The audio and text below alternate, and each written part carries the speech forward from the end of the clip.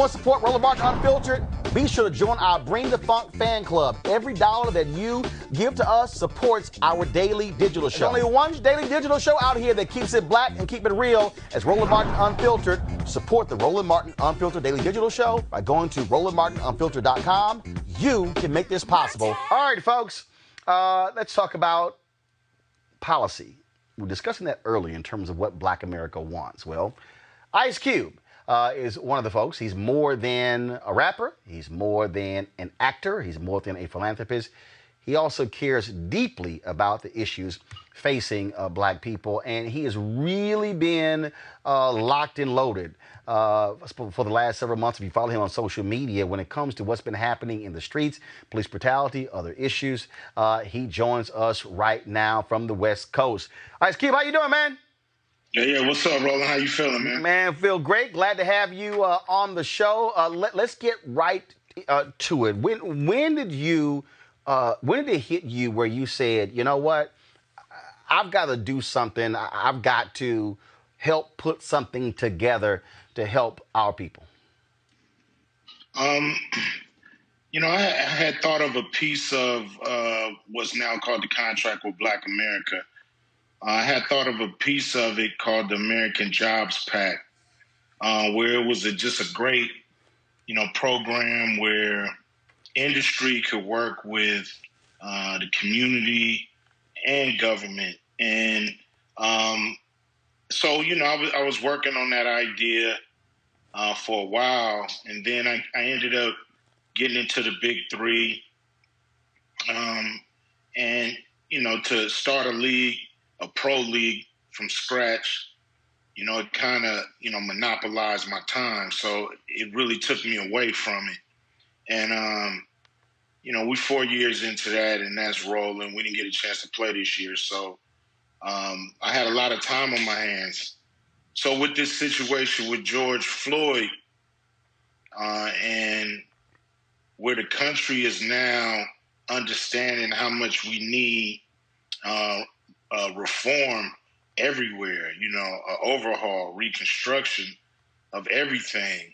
I started thinking, with, a bunch of smart people, and we said, let's think of something broad. Let's look at all the areas where systematic racism or systematic exclusion is keeping us from having generational wealth. And so in digging, you see where all the pitfalls are, where all the obstacles, all the systematic stuff that keep us back that's happening in this country. And so that's what really started, us thinking that we need something broad that we can ask government and the private sector to be a part of. How do you respond when people say, man, look, I'm not trying to listen to some entertainer talking about these policy issues. You shouldn't be addressing this stuff. I shouldn't have to. Really, I shouldn't. But, somebody's got to,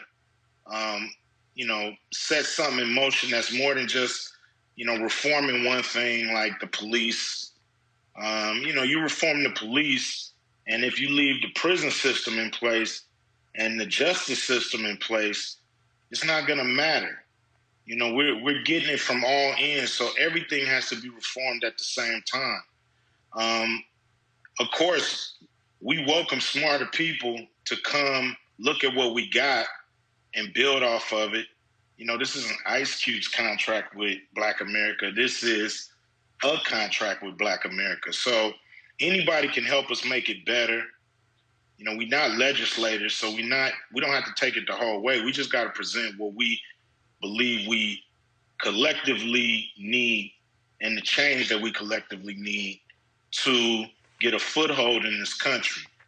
Because the whole thing about, it's all about education. You pull yourself up by your bootstraps. If you don't have no boots, you ain't got no bootstraps. And we ain't got no boots. We need some boots. Well, folks, pull ourselves up. Well, folks always love to use that phrase, the bootstrap. But the reality is, white folks didn't pull themselves up by the bootstraps. They received significant governmental assistance. Dr. King talked about that when it came to the land that was distributed all across this country, and when you talk about the resources as well.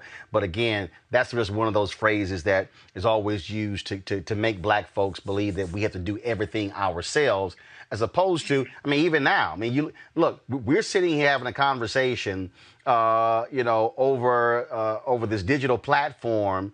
The internet wasn't created by the private sector. Government created the internet. That's how Mark Zuckerberg is rich, and the guys who own Google and the rest of all these tech CEOs. This was a government creation. Without a doubt. The government just pulled $3 trillion out of a hat. And they bailed out a lot of big major companies. But how many black companies did they bail out? We're 13.5% of the country, give or take. So we deserve 13.5% of that money to go into our communities to help us get a foothold. The wealth gap is 10-1. Every dollar that a white family has, a black family has 10 cents. And it's not getting closer, it's just getting bigger. That has to stop, change, and reverse. We have to catch up. And we will never catch up at this pace. It's designed for us not to catch up. And we got to break that design. How many government contracts go to black contractors? Yep. We should be getting 13-point-something% of that. Well, this week on the show, I've been calling out Young and Rubicam because they control the contract when it comes to getting the word out about the census. That's a more than $300 million contract. $100 million that was supposed to go to black media and has gotten pennies. Now, they finally are responding to us, but the fact is, I had to call them out, put them on blast on social media. That's the kind of stuff that should not happen. And the reality is, we see this all across the board. And not only that, when we do get a contract, they devalue the black business or the black consumer, and so they'll give us even less when it comes to that contract than somebody else who is appealing to a white audience. So even when we do get a contract, it's still less. They got 1,000 games, and we sick of the games. It's time for them to give us our just due. This is something we're owed. This isn't something we're asking for or begging for. We give all that tax money to the government, and all they do is give it to their friends. Money don't trickle down. It always trickles up. It always trickles up. So you have to pump in cash to the bottom so it can pump up, because it will. Because everybody gonna go buy something they need from somebody rich, probably, that has a lot of it. So that's just how it is. This trickle down stuff, it never reaches us. It may trickle down, but it never gets to the bottom of that pyramid where we are. We're relegated to the bottom in a systematic fashion, and we got to break that up. It got to stop. So let's go through your agenda here. First of all, you have something called cream of the crop training centers. You also talk about mandatory community volunteering, teaching workforce discipline, living stipend. I mean, you go on and on and on. And so going through this, how comprehensive did you want to be? Because earlier you said, look, you can't just talk about police reform, but then, of course, you're still dealing with the building of jails. And so how comprehensive did you want to be and get with this? I just wanted it to be some kind of start for us to have a broad plan that we can build on and get it to a point where, walking in and asking for all of this at the same time, could be daunting. But if we got big chunks that we reach and grab for, we can get there. So it's a process. I'm not trying to be a politician. I'm not trying to run for nothing. I'm just trying to help Black people wherever I can, because as Martin Luther King say, I've been to the mountaintop and I seen it ain't nothing there for us, and that ain't cool. So we need a place for us at the mountaintop, and so that's just that's what it's about on mine. So this to me our Declaration of Independence. Mm-hmm. This is something that we all can jump behind as a community and say, I might not know everything that's in there, but I know we need help and we need a fair shake. It's not asking for much. 13.5% of the country belongs to us, and we're not getting that. And if we got it, white folks probably wouldn't even see us, because we'd be in our own communities having a good old time, and we'd probably, they'd probably be, showing up to where we at. So that's just the real. We gotta get this. We gotta get what we owe, and that's just it. You call this the case for neo-reconstruction, and this is what you lay out. Neo-reconstruction is an aggressive initiative meant to redress past wrongs systematically imposed on Black Americans economically throughout many generations, wrongs that have had a severe negative impact on African Americans both economically and educationally.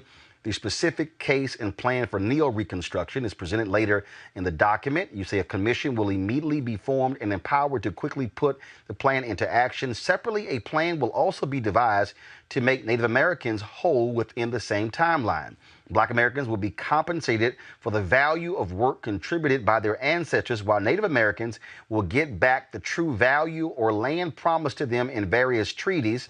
For Black Americans to be eligible, they must provide documentation proving their descent from at least one enslaved person. They must also prove they have identified as Black or African American for at least 10 years prior to the institution of the reparations program. So let's unpack that.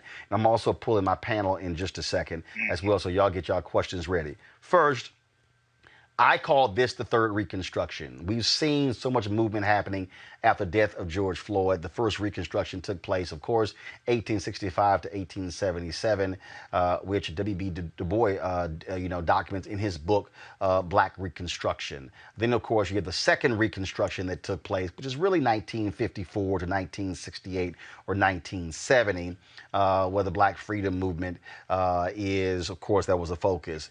And we've seen now this renewed focus on race and inequality. And we have seen these various things happen on the corporate side.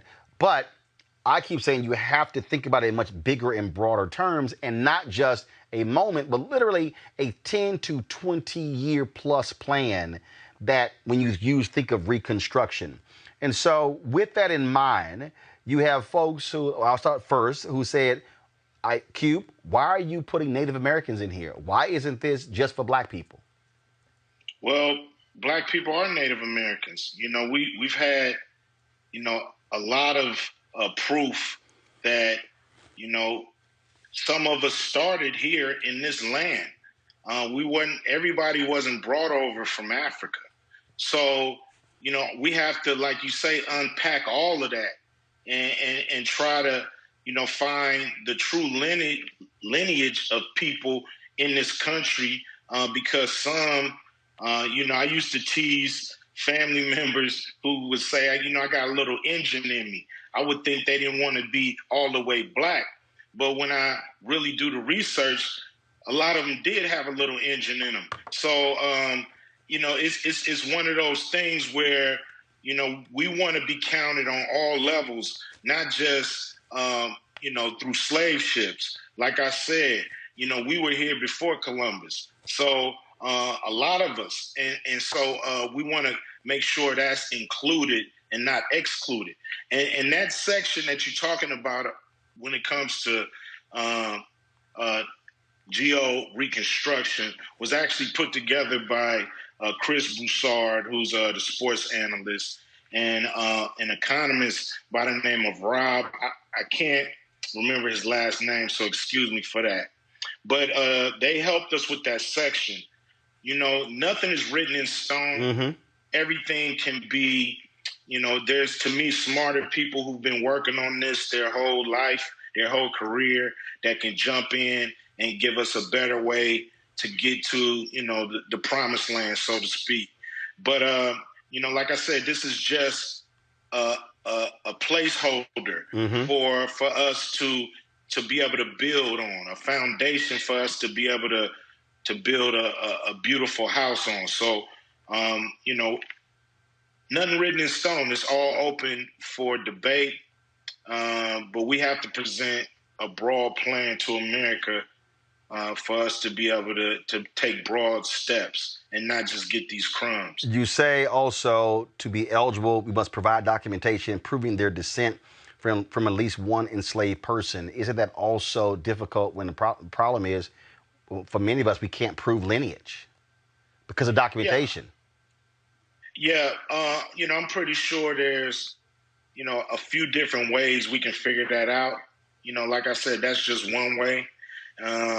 You know, I'm pretty sure smart people can get together and we can figure out 10, 12 different ways to figure out, you know, if you were not a descendant of slavery, you know, I'm not sure if you should participate in this. So, you know, we got to figure that out some way, somehow. That's just one suggestion. Got it. I want to go to my panel now. I want to bring them in with their questions. I will start off with the head of Afro-American Studies at Howard University, Dr. Greg Carr. Thank you, Roland. Brother Q, man. Hey, how you doing? You took me back. All right, bro. You took me back to 1991, man, on a death certificate, on the death side, a bird in the hand. Man. Anybody want to Anybody want to know about reparations, they can start with that 2 minutes and 18 seconds, brother. You laid out just how we got where we got to get. I mean, so where we are now. But I want to say this really reads like a political tract. In other words, a kind of declaration of independence of sorts. And so rather than to get into details, and I saw it's got to leave comments, I'm going to be leaving some comments, brother, and we'll work out some of this stuff. You know, anything we can do to help, we'll do that. And I saw you got my man Derek Hamilton involved. Good brother. Yes. He was at Ohio State. Now moved to the East Coast. So you got some of the best minds in the country on it. I want to ask you really just a very broad question about what your next step is in terms of where you now want this kind of declaration to be engaged and worked with. Because clearly, I mean, 13.4%, that makes sense. We want to get that percentage in education, economics. But then I'm sure people will say, well, if you want 13.4% of everything, and at the same time, you want to fund black studios or subsidize HBCUs, how does that work in terms of integration? And then there's federal, state, and local ways to execute. What's your next step now that you've made this Declaration of Independence? What do you want people to do now to engage this work?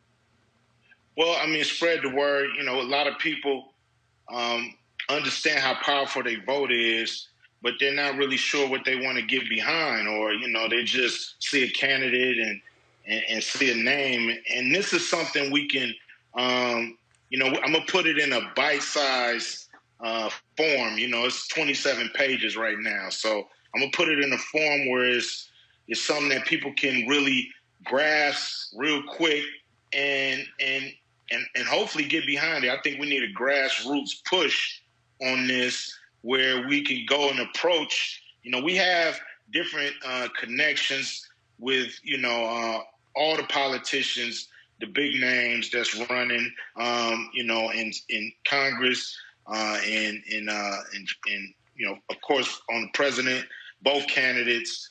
So we got, you know, access to the right people. We just need that groundswell. We need that, you know, the man on the street to really get behind and say, yo, we do need something like this, a contract with Black America. You know, from there, I think, you know, that's the pressure we go to people and tell them, yo, sign this if you want our vote. And then we go from there. You know, there's two different, like I said, there's two different approaches. You know, we're going to the government for things we think the government should have been doing a long time ago. And we also go into the private sector. You know, there's something we call cookie jar companies. These cookie jar companies are companies that we catch with their hand in the cookie jar, that we realize are making money or have been making money off Black pain for either, centuries or decades. And those companies got to pay up. It's called paying a fine. You can call it reparations or whatever you want to call it, or you don't have to call it none of that. But you have to pay for what you've done to put us in this condition, and or to help keep us in this condition. Because a lot of people aren't racist; they're individualists. So they might not, say they might not adhere to the racist system, but they don't mind tapping in as an individual and get what they can out of it. And so we got to kill that kind of thinking and say we got to make it right for everybody, and the whole country will benefit. Yes, sir. I want to pick absolutely right. I want to pick up on that point there before Greg can give another question. Or what I'll do is I'll go to Erica and Reese, and then we'll come back another round of questions. People are already criticizing, saying, "Well, wait a minute. Why won't you call this a complete reparations plan?" You said, look, you can call it that. You don't have to call it that. And then there are others who say, no, it has to be called that. And they want certain things set in stone. Is your position, look, put your own plan together, but this is just what yours is? Yeah, I mean, I don't think we should get caught up with wordplay. I mean, a check is a check. And, we're trying to give, some kind of compensation for what has happened in a way that can be paid, actually. So it can be done in a lot of different ways, maybe we're taxed, we don't pay taxes for a century or two. It could be different ways that can help us catch up.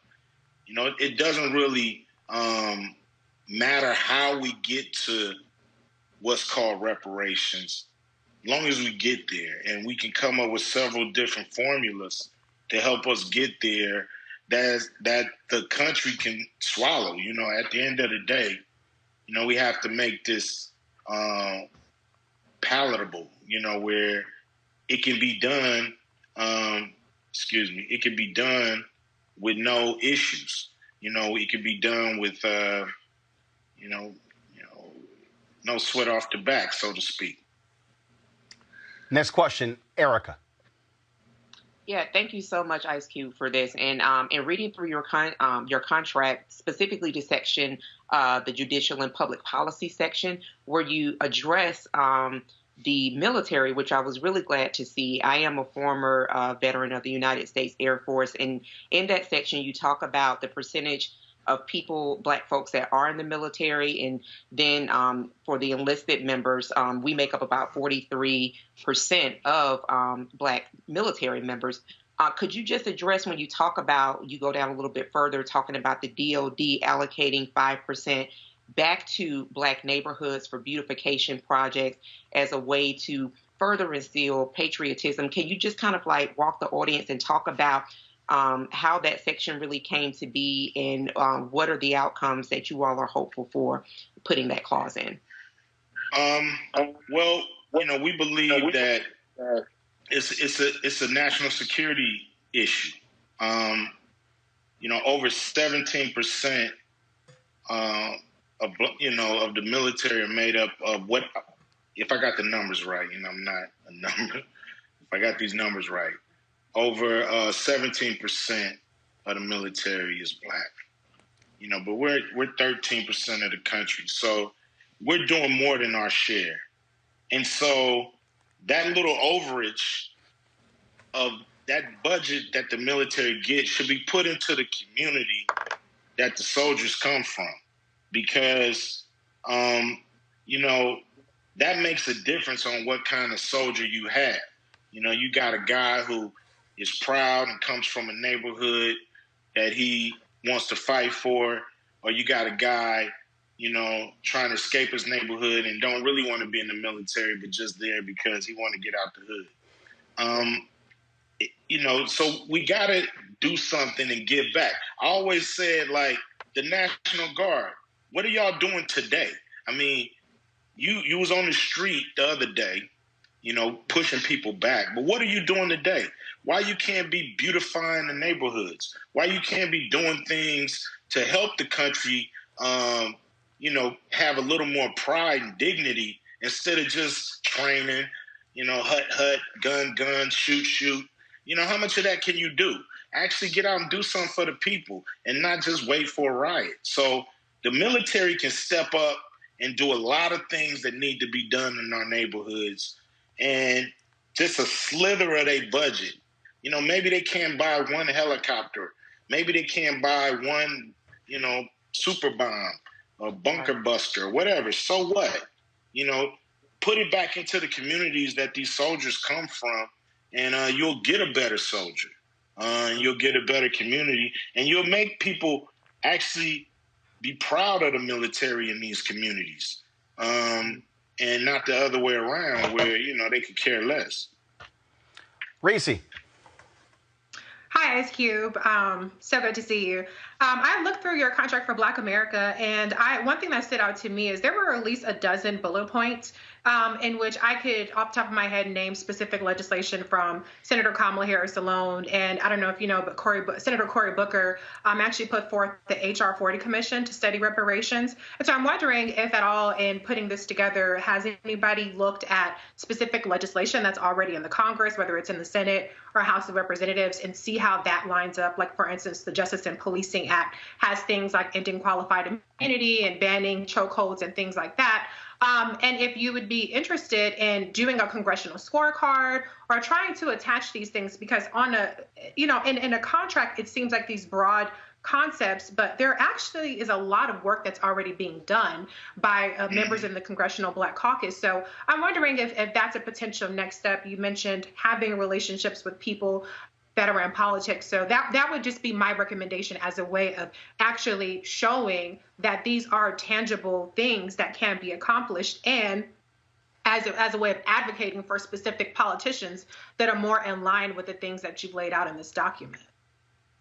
Yeah, I mean, we definitely want to, present it to them. We was definitely trying to, fine tune things, and then, hearing from, people like Derek Hamilton.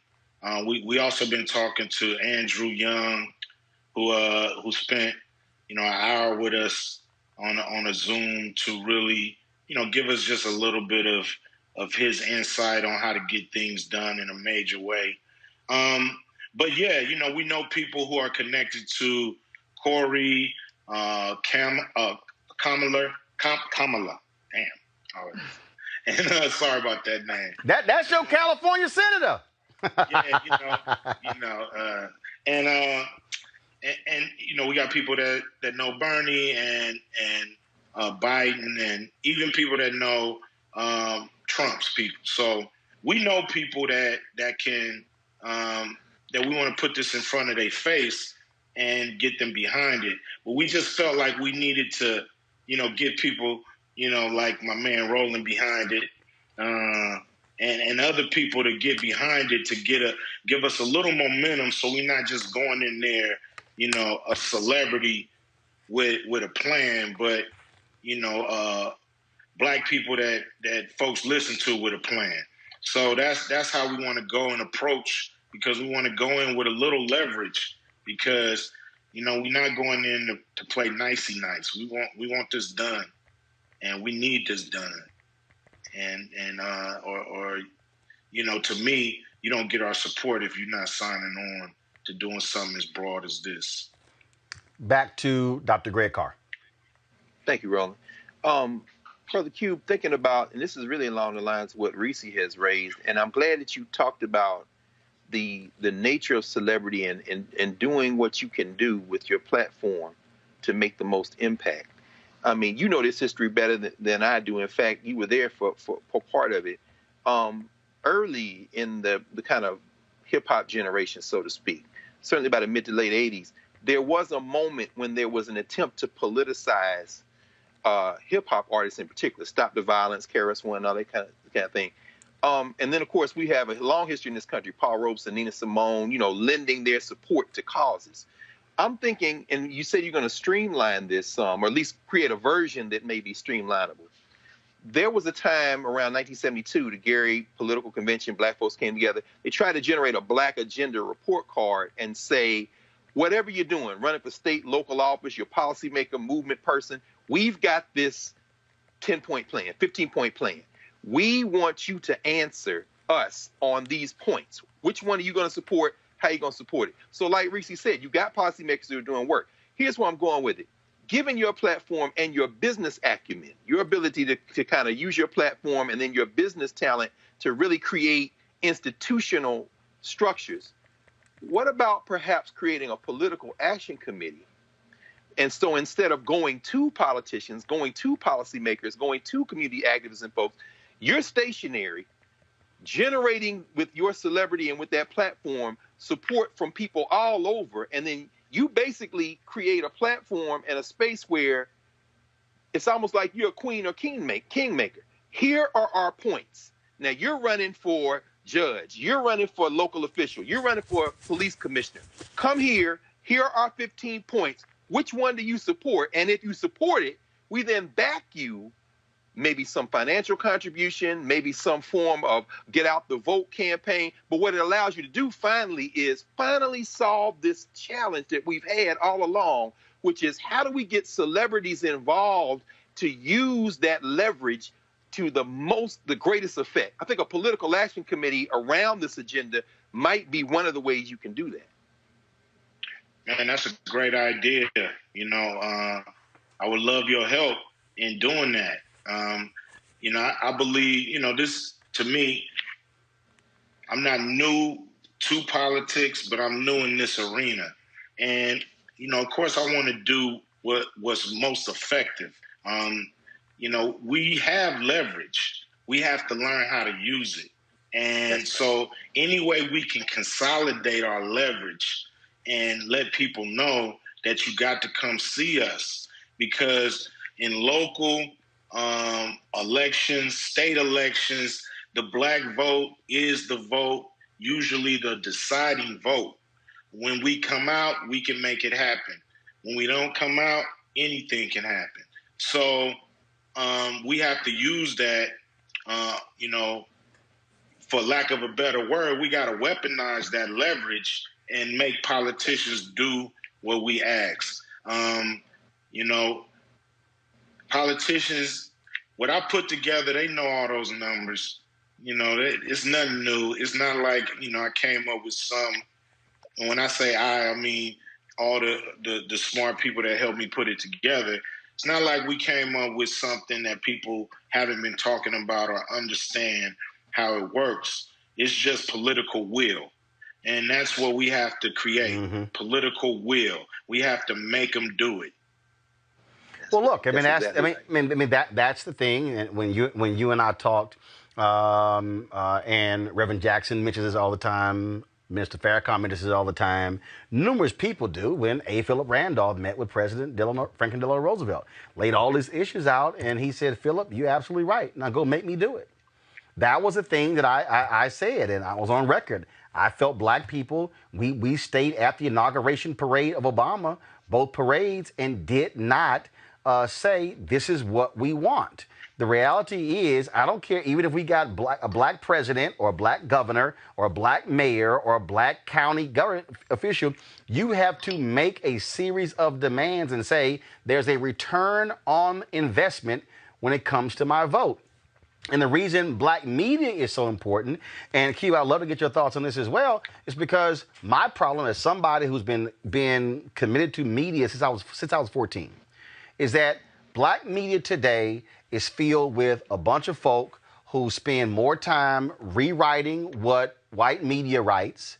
They spend more time on gossip and entertainment, on who's dating who's screwing who had a baby, and not providing enough information. And when you talk about how do you use your voice, again, when I'm calling these companies out when it comes to not advertising with us and not investing, that's how you use the bully pulpit. That's what Robert Abbott did with the Chicago Defender. That's what A.I. Scott did with the Atlanta Daily World. That's what Louis Martin did with the Michigan Chronicle, and Chuck Stone when he ran the Chicago Defender. And I could go on and on and on. Yet The problem is if you don't have your media apparatus, look at Fox News. Rupert Murdoch uses Fox News, the New York Post, and the Wall Street Journal to advance his agenda. And black folks had better realize if you do not have a militant black media, as Dr. King said in Chaos or Community, where do we go from here? If you do not have a militant black media, you do not have a voice to speak to your interest. That's real. And they try to shut us off, shut us out, won't advertise with us. You know, my man, Byron Allen going through the same situation. You know, you get the asset and nobody wants to, spend money with that asset. And, we spend much money in this country. And once we learn the power of our purse and pocketbook, we will be able to get some of the things that we deserve. But, they know no matter what we're going to spend, we're going to go buy the new this, the new that, because we so busy wanting to floss on each other and show each other we not poor when we are. And so once we get that out of us and stop spending that money and realize how much money we do spend, and, hold people accountable for what they're doing, we'll get what we want. We got to use the power that we have. And it's definitely in the dollar. It's definitely in the vote. And it's definitely shedding light on things that's done in the dark. Erica. Yeah, and I'm so glad, Cube, that you talked about consolidation and leveraging. And I'm just going to kind of continue on from where Dr. Carr left off and ask you specifically, the Black Futures Lab had a Black agenda that they rolled out, I believe, a year or so ago. And so you talked about grassroots. You're here on Roland Martin Unfiltered, #1 Black media program.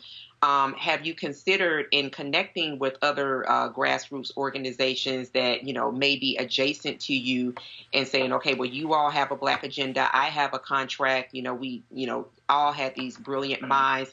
Perhaps we can team together and then leverage those connections that they have, having been grassroots organizers, to really filter this down into the crevices of the Black community. Yeah, I would love to work with, any group that's out there, doing the work, that's been doing the work. Like I said, I'm new to this political arena, so to speak, even though I've always used my music to try to, show people what's up. I call it street knowledge. And so, I'm down to work with people who've been doing the work. I'm pretty sure they have great ideas, some better than mine or ours. And, this is a growing, to me, movement is overused, but to me, this is a growing document that really needs to be looked at. And it's like, yo, Q, we got a better way to do this. Man, we could do this a little bit better, or we've tried this already, and here's how it works. What Andrew Young was telling us was, private, put the pressure on private businesses a lot more, than we had planned to at first. We was like, the selection is coming, let's go straight after the government. But we got to put the pressures on the CEOs. We got to get them in the room, and we got to get them to agree, because they can make things happen without legislation. They can make things happen overnight. They can cut a check and get it going. So we got to let people know how much we spend with all these companies, and we got to use that leverage. But we all got to get on the same page. I agree with that. And we have a short window as far as when it comes to influencing these politicians that's trying to get elected. But we got a long road when it comes to really implementing, all these different, aspects of the contract with America, with Black America. Reese. Yeah. Cube, I'm curious, what role did Black women play in crafting this contract? And I don't mean this as a criticism, I didn't really see that perspective really reflected in the fact that Black women have unique challenges and we're disproportionately impacted by things like maternal mortality and the wage gap and things like that, in addition to the impact that Black men experience. So I'm just wondering if any thought had been put into that in terms of including the impacts to Black women specifically in your contract for Black America. I would love to have a whole section, but to answer your question, not enough. You know, we've had input, but not enough. You know, we need to, you know, to think about the things that we haven't thought about. We actually need a Black women's section, Black girls and teenage section in this contract, because there's tons of issues that's just not there that, you know, need to be dealt with. And so we would love help to just, you know, continue to grow this thing and make sure that we're touching all the bases and we're getting rid of as much pain as possible when it comes to things that's happening to Black people, men, women, and children. Just let our panel know we've got 11 minutes left in this interview here. But to that point, for people who want to read about it, if they want to volunteer input, is there a site y'all have set up where they can go to contribute? Yeah, it's a site we got called contractwithblackamerica.com. And it's right now it's pretty much the document, but we're going to grow. You know, it's going to grow. We're going to add, you know, we want input from people. We need, you know, we need to just organize. You know, that's really what we're trying to do with the site.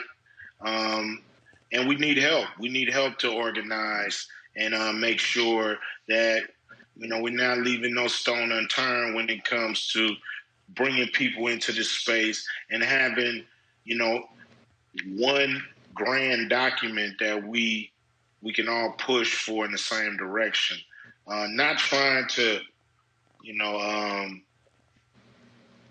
ignore is the wrong word, but minimize what the work that other people are doing. You know, we just need something broad across the board. And, you know, we have to add to this.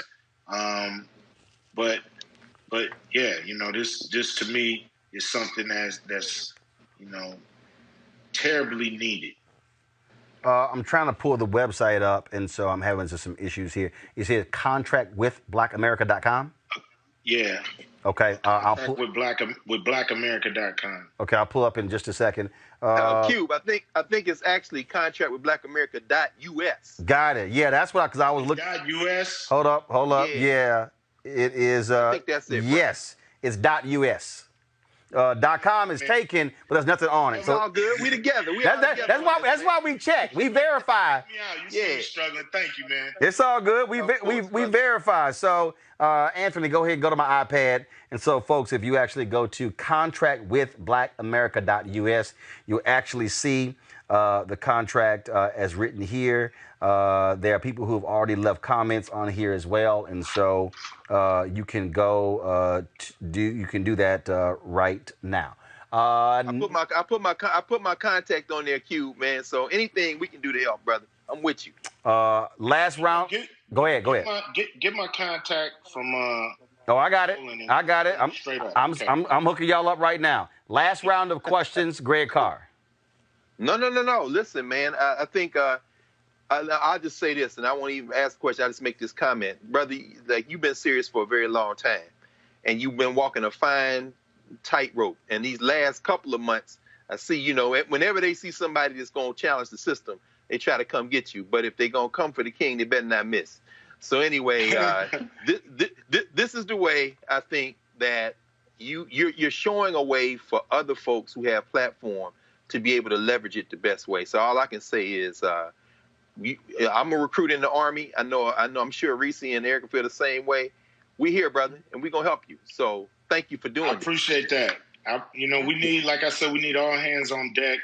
We need all the smart minds to work in double time so we can have something that's solid and we don't miss anything. We definitely need a section when it comes to women's rights, Black women's rights. And so I would love help on that section because we want to have balance, and we need balance to be able to have a great community. It can't be one-sided or lopsided. So I appreciate it. Yeah, they coming after me, not because they think, I'm anti-anything. It's because of this contract right here. But that, I ain't listening to that stuff. Ain't nothing going to stop me. Yes, sir. Erica, do you have a final question for Ice Cube? Not a final question, but just a comment to Mr. Jackson. Just watching your matriculation from your music and just really reading through this document, I thought about Boys in the Hood and a lot of the points that were made during that seminal film up into the place that you are now. And just say congratulations and anything that we can do to help and push this forward. We're absolutely right here to do that. I appreciate it. Thanks for that. Thanks for that. It's just great, to have, people into this contract, I think is needed. And to have people respond in a positive way is cool. It's just really time for us to get busy. Reese, do you have a final question? Final comment. I just want to say I extend my my offer of help to you. I'm not as cool as Dr. Carr is, but I'd absolutely be interested in helping, particularly bridging that gap and showing how there is legislation that, perhaps might actually answer the mail in a lot of these things. But I do want to, encourage you to continue doing what you're doing. I see some things that, I know will attract the social media critics, but some people criticize and some people do. And so thank you for your hard work on this contract. Man, thank everybody in there because, I know everybody has dedicated their, passion to helping us solve this problem. So, everybody has put in work. I know Roland been putting in work, ever since he been popping on TV telling us what it is. So, and so, God bless everybody in there. Let's keep fighting a good fight. We're gonna get what we need to get. The last point that I will make here that I think is really important is that what you are doing is in the exact same vein, and I need, and Greg, I want you're going to come in, I need you to comment on this, because I need our audience to understand this, especially the people out here who want to be critical of Ice Cube, who want to be critical of T.I., who want to say what entertainers should not be doing. Let me remind you, Paul Robeson, Renaissance man, brother who was involved in the battle for human rights, passes the mantle to Harry Belafonte. Harry Belafonte, singer, actor, but very much involved in social activism. What benefited African Americans and others. He aligned with Dr. King. Dick Gregory, involved in it, pretty much gave up his comedy career for the movement. Harry Belafonte created a group called Sankofa, which is all about bringing entertainers together, especially black entertainers, to get involved in these issues. Jesse Williams has been involved in that. Jamie Foxx has been involved in that, and so many others. I know that because I've talked to them on these issues. So what I need people listening and watching to understand is that, as Cube has said, it's all hands on deck. Everybody has a responsibility. He has millions of followers. He can reach folk who don't watch this show. But this show also allows for him to be able to express this in an hour as opposed to a 6 or 8 minute segment on a CNN or MSNBC that's unfiltered for folks to be able to listen to. And everybody has a role to play. And the last point, I'll say this before Cube giving you the final word here, is that you said something that's critical. You are not trying to lead this. You are not trying to say I'm the savior. You're saying I need all y'all with input to join with us because it ain't going to happen with generals. Generals need troops if you order to win the war. Final comment. Yeah, I appreciate that. We all got to get in where we fit in. It's our turn. We've sat back and watched other, people take the mantle and try to advance our community forward. And now, it's our turn. It's our turn to take that mantle and use our influence and try to pushed our community forward. And, you know, when you criticize celebrities for giving a damn, you know, because we actually lose more money doing stuff like this than we make. So if we didn't love you, we wouldn't do it. We would just, you know, keep our mouths shut and keep making our money and don't make no white folks mad, you know. But you know, what difference do it make if I'm rich and nobody else in my family is? So, you know, it's really all about all of us making it, all of us getting, you know, what we deserve in this country because our ancestors have built it. We continue to build it in our own way. So that's all I got to say, man. You know, we doing it because we love you and not because we just trying to show out. And you know, we definitely not trying to make more money doing it. You know, it's really all about, you know, doing what it takes at the moment of truth. Well, the point that you just made is critically important, and you're absolutely right. People sit here and tell an entertainer, shut up and be quiet, and they can do that, but then they're not involved. And to your point about you being rich and not caring, Jackie Robinson called his book "I Never Had It Made," and he said he called it that because he said if one African American was being impacted by racism and poverty, then he didn't have it made. I do also want to say this here, Cube. About 20 minutes into today's show, while you were talking, Anthony, go to my iPad. We crossed the 600,000 subscriber mark on our YouTube channel. While we were talking, folks, we started with 157,000 23 months ago. We now have 600,000 of you, and so we all appreciate y'all. Also, we have 10,600 members of our fan club. Go back to the graphic, Anthony. 10,600. Our goal is to get 20,000 of our fans contributing $50 by the end of the by the end of the year. That allows us to remain independent and free to say what we need to say. You got a Cash App, PayPal, Venmo. You can also, of course, mail it in. Ice Cube, man, I appreciate you joining with us. Anytime you want to come on, just let me know. We'll make it happen. I appreciate you, man, and everybody in the room. You know, let's keep fighting a good fight and get what we're supposed to get. Absolutely. Ice Cube, thanks a lot. Take care. All right. Yeah. All right, folks, back to our Roland Martin Unfiltered video in just one moment.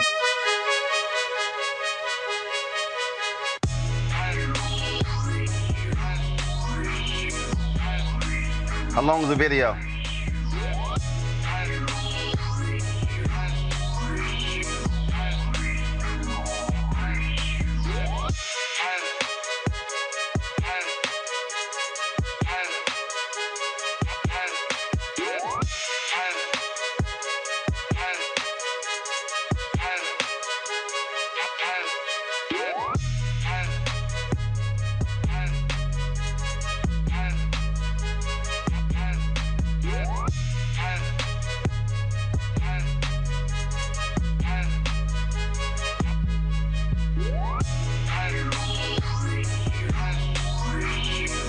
All right, folks, the black-owned company, Seek.com. They've got these great virtual reality headsets right here. All you do is pop your cell phone right into here, and then you can watch the content, the virtual reality content on their website, Seek.com. You can also watch videos in 360 degree, and so this is what that particular headset is. And then, of course, they have these great headphones here, these Seek.com headphones. Mira Spio is a sister from Ghana. She, of course, is the inventor of these 360 degree 4D sound, unbelievable. Gamers love these headsets. The bass is off the chain. Of course, it has a microphone where you can also speak, Bluetooth as well. And so you can also use that for conversations, for music, for videos, whatever you want to use. And so you get to, of course, get a discount because you watch Roland Martin Unfiltered. Use this promo code right here, RMVIP2020, RMVIP2020, when you go to Seek.com, CEEK.com. And so we want you, of course, to support the black-owned companies that also support what we do here at Roland Martin Unfiltered. It's time to be smart. When we control our institutions, we win. This is the most important news show on television of any racial background. Y'all put $2, $3, $4, $5, $10, $15, $20, $30 on this and keep this going. What you've done, Roland, since this crisis came out in full bloom. Anybody watching this, tell your friends. Go back and look at the last 2 weeks, especially of Roland Martin Unfiltered. I mean, hell, go back and look at the last 2 days. You've had sitting United States senators today, Klobuchar and Harris. Whatever you have that you can bring to Roland Martin Unfiltered to support it, please do, because this information may literally save your life. Watch Roland Martin Unfiltered daily at 6 p.m. Eastern on YouTube, Facebook, or Periscope, or go to RolandMartinUnfiltered.com. Support the Roland Martin Unfiltered Daily Digital Show by going to RolandMartinUnfiltered.com. Our goal is to get 20,000 of our fans contributing $50 each for the whole year. You can make this possible.